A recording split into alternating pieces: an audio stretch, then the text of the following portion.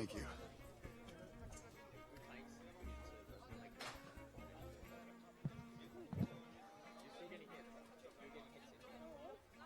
And we're back. I apologize for the disappearance, sports fans. Had to put out a little fire there. That being done, here we go with Denmark against Argentina. And Denmark is showing aggression against Argentina quickly, but Argentina, even though smaller, is not backing down. In fact, Argentina is pushing forward against Denmark. I do like that head painted on the back of the Denmarkians. Excuse me, the Danes' shield. Good morning, I apologize for that.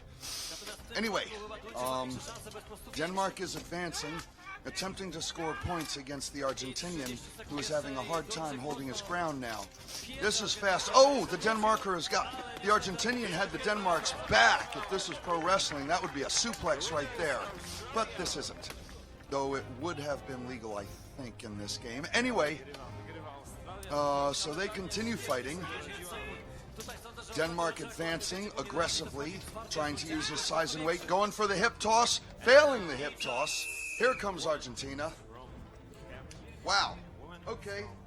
I got back here just in time. This looks like it's one of the more aggressive, fast-paced, and dynamic fights that we've seen today.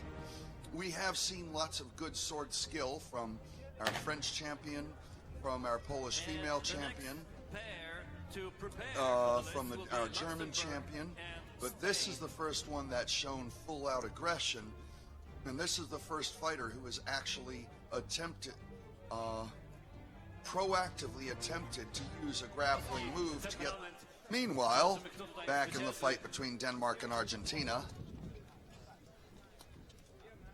Denmark has decided to be just a little bit more cautious now. Argentina trying to swing for some points here. Denmark trying to cover the points. Oh, a little kick to the leg, trying to take them down. Now they're in a clinch. Oh, headbutt! But the referee's not having any of that. No clinching, he says.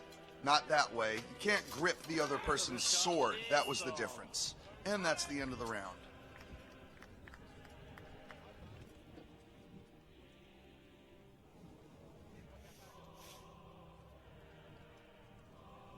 Is the end of the round. Meanwhile, Argentina is looking for an opening in Denmark.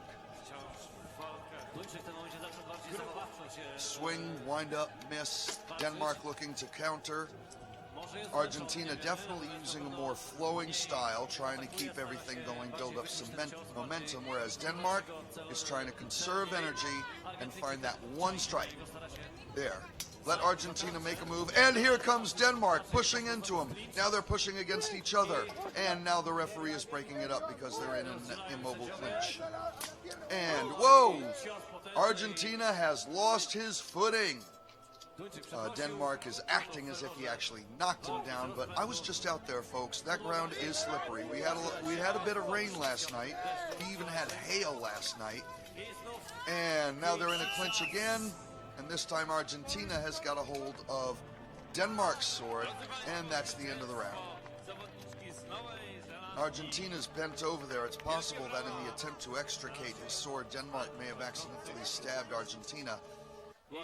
So they're probably going to take a look and make sure everything's okay. Thrusting, stabbing, pokey is expressly disallowed in this sport. We have not figured out I assume the reason is because we have not actually figured out a way to fight safely when you are allowed to poke at people with an object of metal. I've heard some people say that, well, you have to use control like true martial artists do, and then your opponent will acknowledge that he would have died, or the referees will call the point. Well, the point, as it will, is not to have to not use your full strength. The point of this fighting is to have to use your full strength. Anyway, and the winner is victory goes to Argentina. Argentina. Denmark doesn't believe it at first, but you know, let's face it.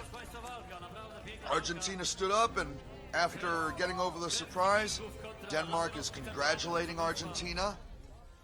You know, while Denmark was charging, Argentina used his lower center of gravity to push Denmark back. That was impressive. And then it's just a matter, you score points. Oh, Denmark is upset. You score points in this game by striking with the weapon, by knockdowns or takedowns, and by disarms.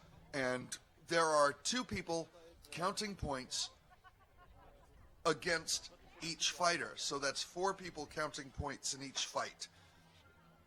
So, and if I'm not exactly sure what they do, if